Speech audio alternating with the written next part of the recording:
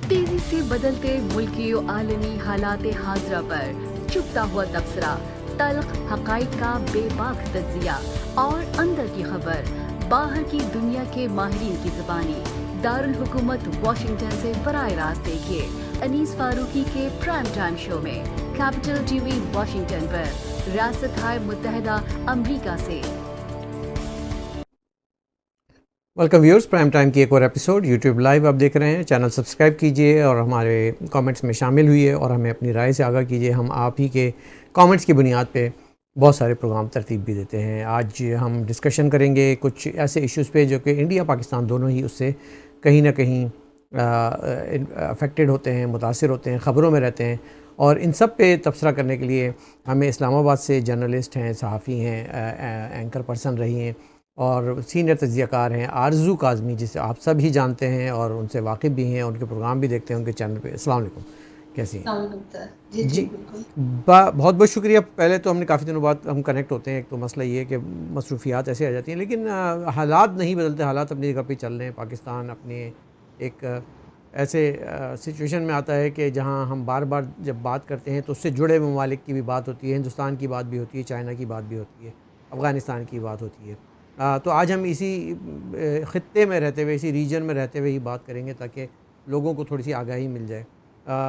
तो मैं ये जानना चाह रहा था कि जो इमरान ख़ान हुकूमत से निकाल दिए गए, निकल गए, या इन हाउस चेंज अगर शरीफाना लफ्ज़ इस्तेमाल किया जाए, हो भी गई।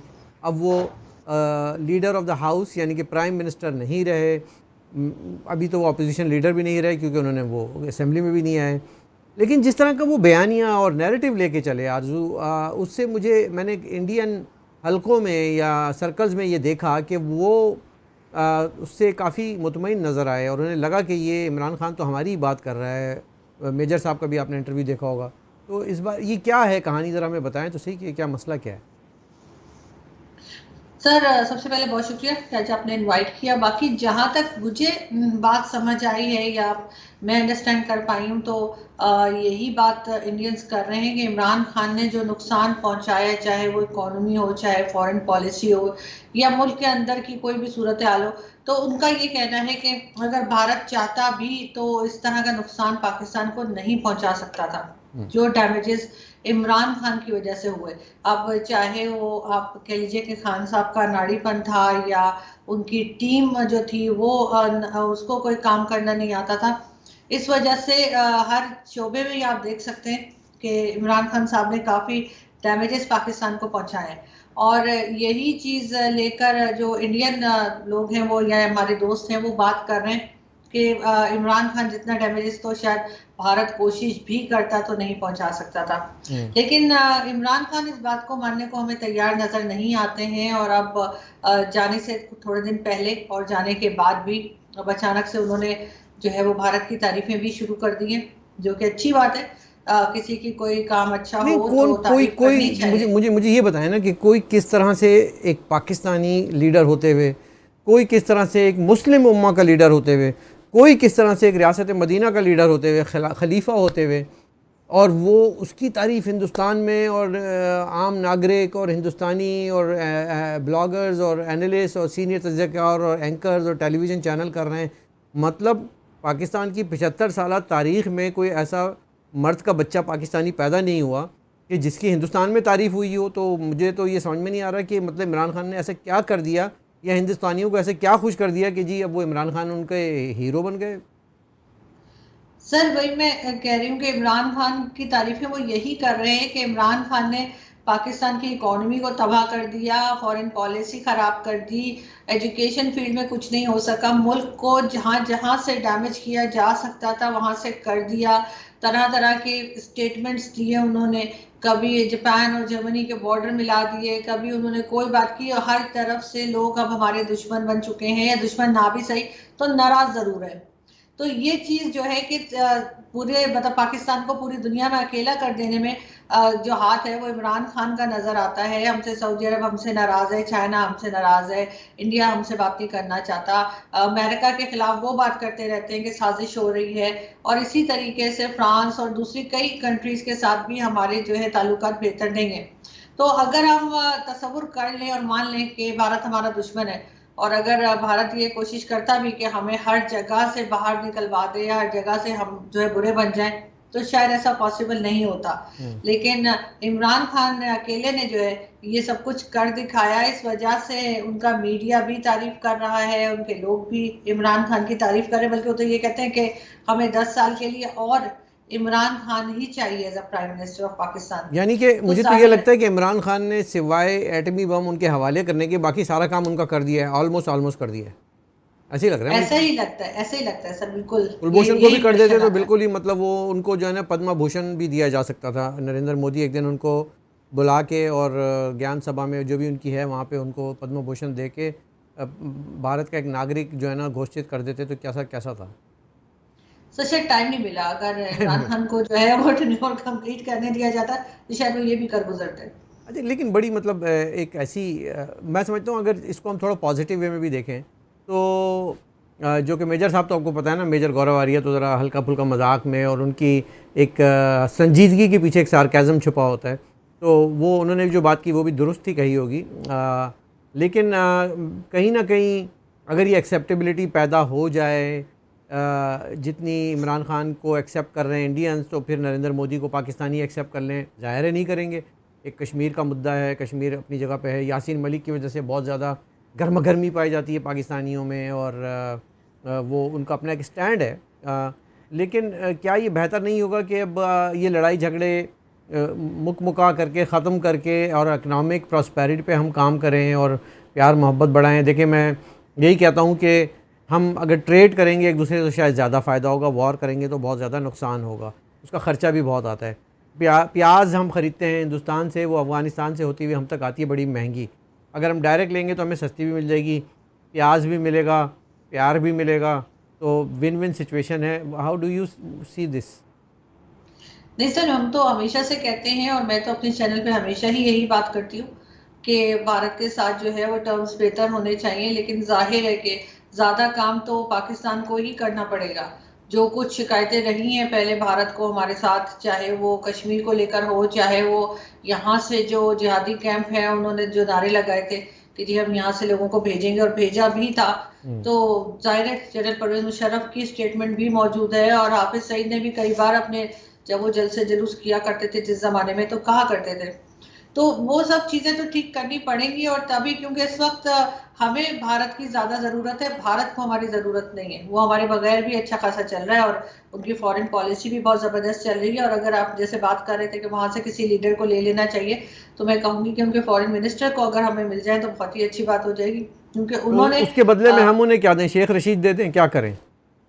सर फवाद चौधरी साहब भी दिया जा दोनों सकते नहीं, हैं, शेख शेख रशीद रशीद, इमरान खान, एक के बदले 3 ले लें, इमरान खान भी ले लें, फवाद चौधरी भी ले लें, शेख रशीद भी ले लें, बल्कि एक वो जैसे कहते हैं ना छोटा साशे जो आता है तो वो शहबाज गिल भी ले जाए। हाँ नहीं, शेख रशीद का फ़ायदा ये कि वो पाव के बम भी साथ में चलेंगे, एटम बम जो है ना वो हमें चाहिए भी नहीं, रखने की जगह नहीं है आजकल अलमारी में, तो वो ले लेंगे। तो मेरे ख्याल में ये घाटे का सौदा नहीं है। मैं अपने इंडियन फैंस और दोस्तों से पूछता हूँ, कमेंट्स में बताइएगा कि क्या आपको मंजूर है शेख रशीद, क्या आपको मंजूर है हमारे डब्बू फवाद चौधरी इमरान खान के साथ आपको एक पैकेज में अगर हम दे दें, उसके बदले में आप हमें अपने शंकर जी दे दें जो आपके फॉरेन मिनिस्टर हैं। तो लेकिन हमारा फॉरेन मिनिस्टर भी काफ़ी अच्छा है अब तो, आजकल Bilawal Bhutto is doing a phenomenal job, is doing a great job. Sir अभी आए हैं, अभी मालूम होगा, अभी उनके साथ सिर्फ और सिर्फ उनके पेरेंट्स का नाम या उनके नाना का नाम है, और अभी उन्होंने खुद क्या काम करना है या दिखाना है वो अभी रहता है। अभी हम सिर्फ उनके फैमिली नेम की वजह से जो है वो ये बात कर रहे होते हैं कि जी उन्होंने ज़रूर कुछ ना कुछ करना है, जो कि होपफुली और मैं चाहूँगी कि वो ज़रूर अच्छा काम करके दिखाएं।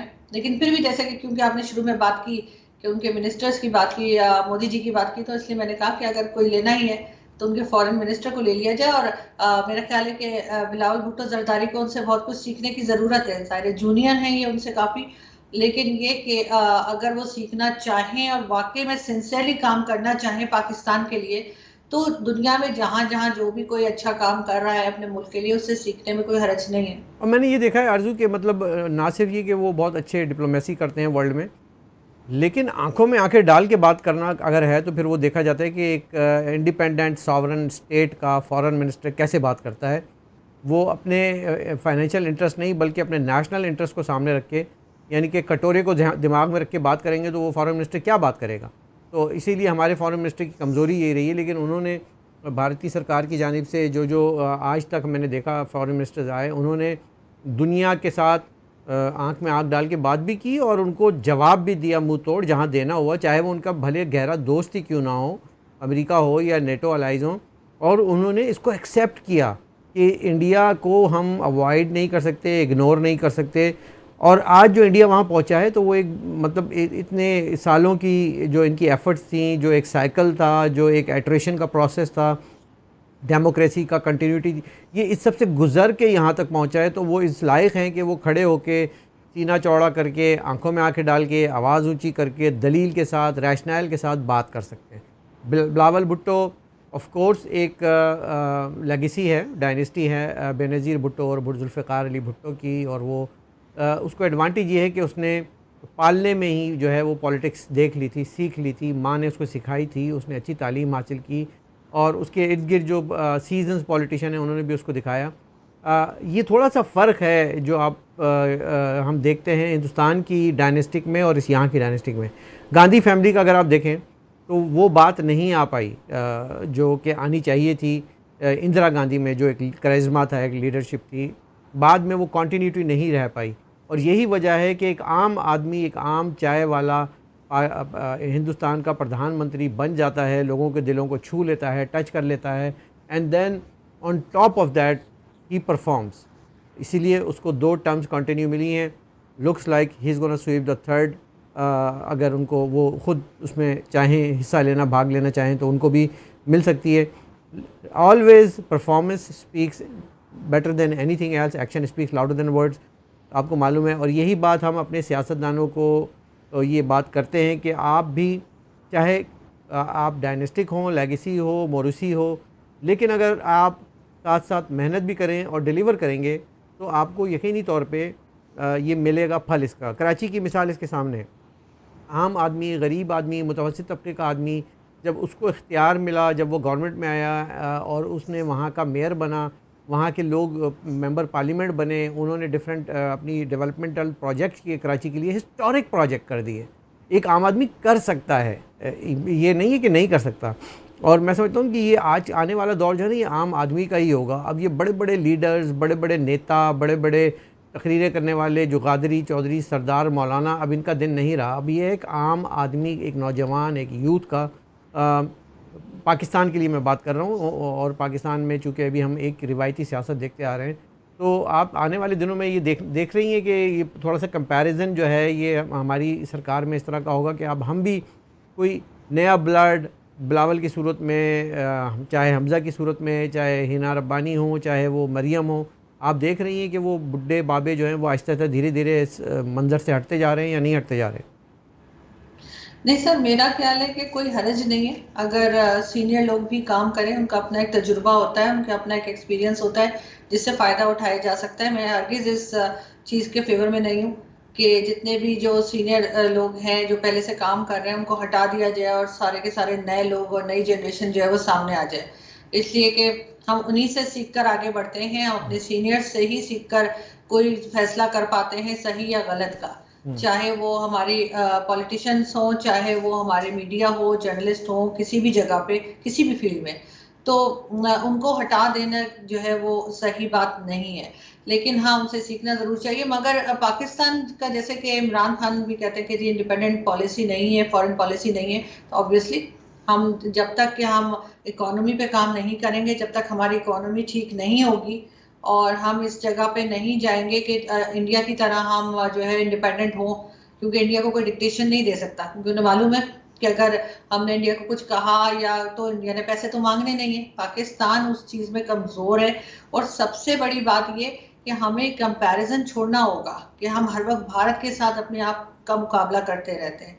जिस दिन हम सिर्फ अपनी खराबियां मानना शुरू करेंगे, हमें पता चलेगा कि कहाँ कहाँ पे हमारे अंदर कमज़ोरी है जो हमें ठीक करनी है, तो वहीं से जाके चीज़ ठीक हो जाएगी। बजाय इसके कि हम कहें कि नहीं, अगर भारत ने एक मिसाइल का एक्सपेरिमेंट किया है तो हमें भी करना है, चाहे हमारे पास पैसे हो ना हो। आप कभी न्यूज़ उठा के देख लीजिए, 2 दिन का 3 दिन का फर्क होता है। और उसके साथ ही हमारे यहाँ भी वही सारे काम शुरू हो जाते हैं। हम हर वक्त कंपैरिजन करते हैं कि उन्होंने ऐसा कर दिया तो हमें भी ऐसा करना चाहिए। अब कहा जा रहा है कि जी उन्हें कोई डिक्टेशन नहीं दे सकता, हमें हमें लोग जो है डिक्टेशन देते हैं। इमरान खान कहते हैं नहीं हम गुलाम हैं।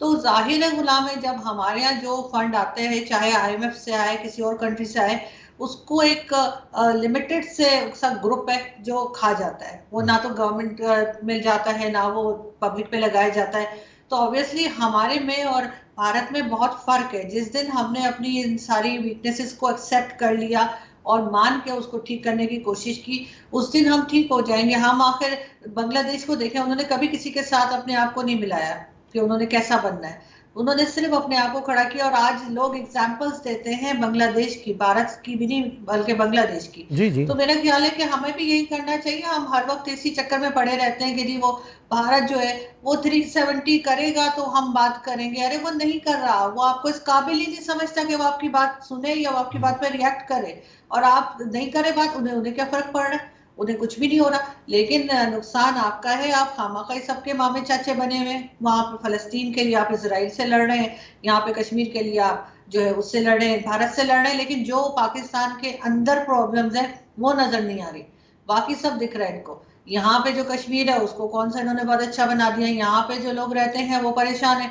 वो इनको इनको समझ में नहीं आ रहा कि उनके प्रॉब्लम्स कैसे ये हल करें। ना बिजली है ना पानी है, हर वक्त लोड शेडिंग कुछ ना कुछ होता ही रहता है। पॉपुलेशन इनके कंट्रोल में नहीं आ रही कि पॉपुलेशन को कंट्रोल करे, वरना कोई भी गवर्नमेंट हो, चाहे इमरान खान हो चाहे नवाज शरीफ हो, जरदारी, कोई भी इस आबादी को जो है इस पॉपुलेशन को सारी फैसिलिटीज नहीं दे सकता।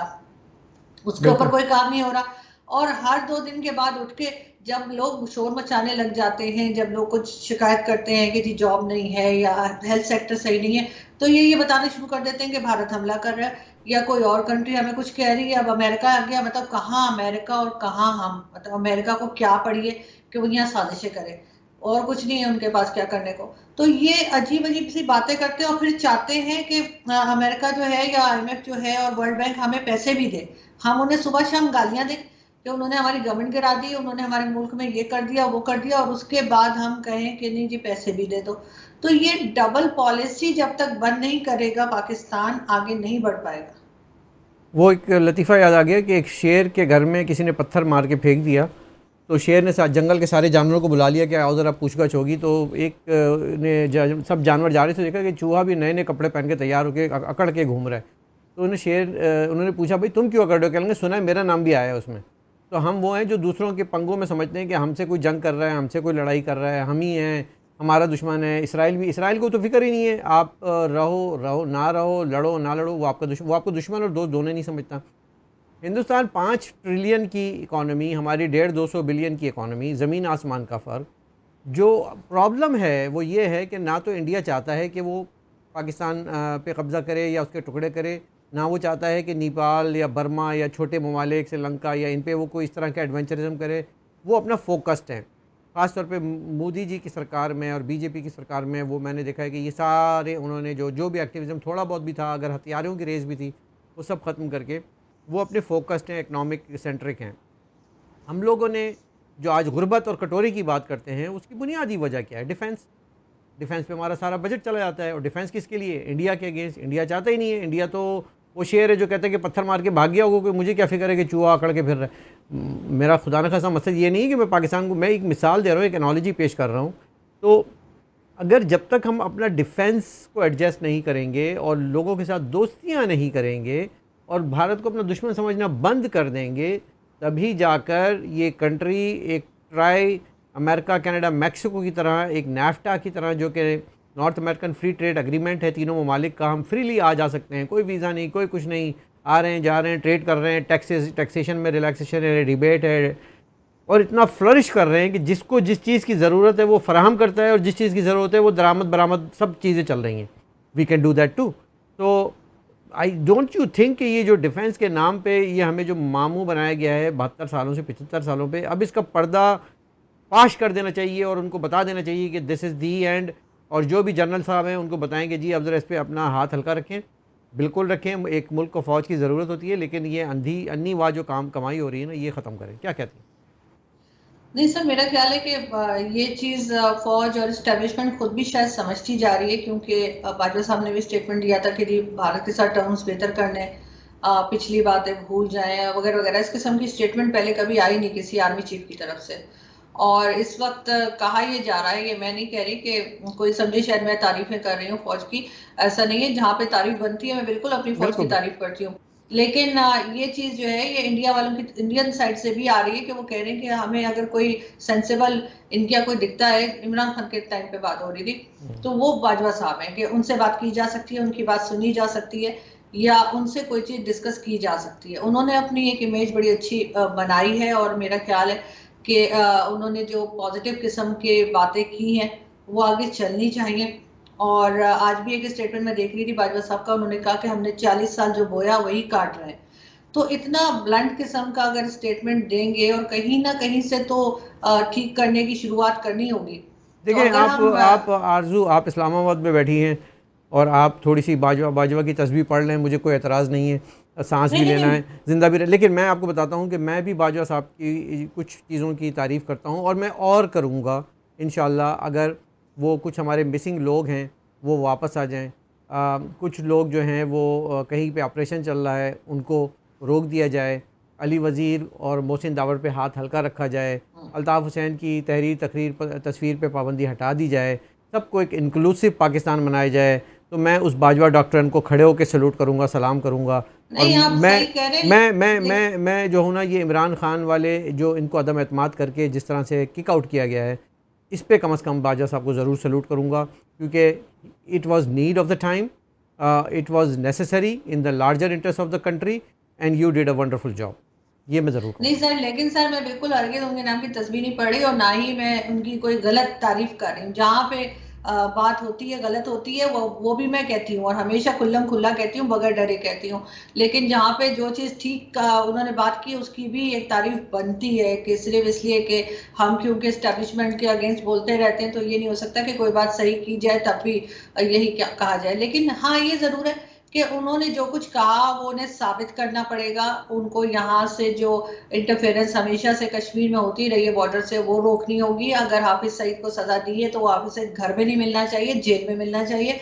और इसी किस्म के जो दूसरे यहाँ पर मौजूद हैं मुल्ला माफिया जो कि इस किस्म की एक्टिविटीज करते हैं, उसके ऊपर बहुत ज्यादा सख्ती करनी होगी। तब जाके हम मानेंगे कि हाँ, जो कुछ कहा गया है इस्टेब्लिशमेंट या फौज की तरफ से वो सचमुच उसके ऊपर अमल भी करेंगे। नहीं, I agree with you, I agree with you. और मैं ये इसलिए कह रहा हूँ कि आज जो रियलाइजेशन हुई है इमरान खान की सूरत में सेलेक्ट करने की, जो रियलाइजेशन हुई है अपनी मिस्टेक की, जिनकी भी थी, वो ज़ाहिर बाजवा साहब का तो प्रोजेक्ट था भी नहीं, वो तो जनरल पाशा का प्रोजेक्ट था। फिर उसको जो है वो हैंड ओवर किया गया जनरल फैज़ को, और फैज़ इस वक्त साइड लाइन है, कॉर्नर पे हैं। बाजवा साहब जो है वो एक पावरफुल जनरल के तौर पे उभर के सामने आए इस सारे कॉन्फ्लिक्ट में, क्योंकि हमें मालूम है कि आर्मी के अंदर एक आई थी, इस तरह की रिफ्ट आई थी, एक छोटा सा कॉन्फ्लिक्ट हुआ था, लेकिन उसको बड़ा एमिकेबली हैंडल कर लिया। और आपने देखा कि इसमें एक बड़ा किरदार, एक तारीफ़ का जो किरदार बनता है, वो आप भी शायद उसको एग्री करेंगी, जो ISPR है और लेफ्टिनेंट जनरल इफ्तिखार हैं, उन्होंने वो वाला किरदार अदा नहीं किया जो लेफ्टिनेंट जनरल आसिफ गफ़ूर ने किया था, और जलती पे तेल डालते थे, फ्यूल फराम करते थे, आग डालते थे। इन्होंने बड़ा ठंडे मिजाज से, ठंडे दिल से, पॉलिटिक्स से अलग रह के, purely defence based, military based अपनी जो है ना पब्लिक रिलेशनिंग चलाई है। पॉलिटिक्स में उन्होंने कोई बयानबाजी नहीं की, और वो रिप्रेजेंट करता है बाजवा डॉक्ट्राइन को, जो वो चाह रहे हैं कि न्यूट्रल हैं तो न्यूट्रल रहेंगे, पॉलिटिक्स से हमारा कोई ताल्लुक़ नहीं तो कोई ताल्लुक़, और है भी नहीं, आइन में आपका कोई गुंजाइश नहीं है कि आप इसको कर सकें। बट उन्होंने, लोग तो ढिठाई से करते हैं ना कि नहीं, हम तुम्हारे अब्बू हैं। इन्होंने ये अब्बू वाला किरदार से रिटायरमेंट लेके और एक बड़े भाई का वो किरदार निभाने की कोशिश की है, जो घर के बाहर खड़े होकर घर की हिफाजत करता है, माँओं के आंचलों की, पर्दे की, चादर चारदीवारी की हिफाजत करता है। मैं ये नहीं कह रहा हूँ अभी हो रही है, लेकिन अगर करेगा तो मैं और खुश होऊंगा और मैं सलूट करूँगा। मैं पूरा 1 घंटे का प्रोग्राम डेडिकेट करूँगा इंशाल्लाह। और अगर ये हमारी सारी बातें मान ली जाती हैं, लेकिन आपको मालूम है कि हज़ारों लोग मारे जा चुके हैं, मावराए अदालत और आइन कत्ल हुए हैं, हज़ारों असीर हैं हर सूबे में, हर यूनिट में, पाकिस्तान के छोटे यूनिट में, बलूचिस्तान, सिंध, कराची, हैदराबाद, पेशावर, फाटा, मंजूर पश्तीन के लोग हैं, उसमें MQM के लोग हैं, उसमें बलोचों के लोग हैं, और वो बलोच जो कि मुहब्बे वतन पाकिस्तानी है, जो कि जंग की बात नहीं कर रहे, उनके पढ़ लिखे स्टूडेंट्स को उठा लिया जाता है, इस्लामाबाद से उठा लिया जाता है शक की बुनियाद पर, और उनके साथ जो है ना जंगी कैदियों से भी बदतर सलूक किया।